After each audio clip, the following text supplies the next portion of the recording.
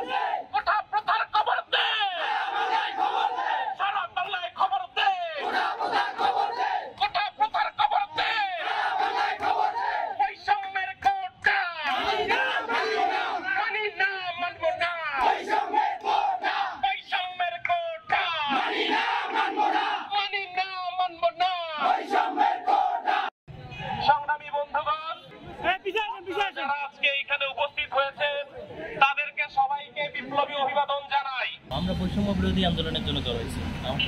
আমরা কোটার বিপক্ষে না, কিন্তু আমরা কোটা সংস্কার চাই।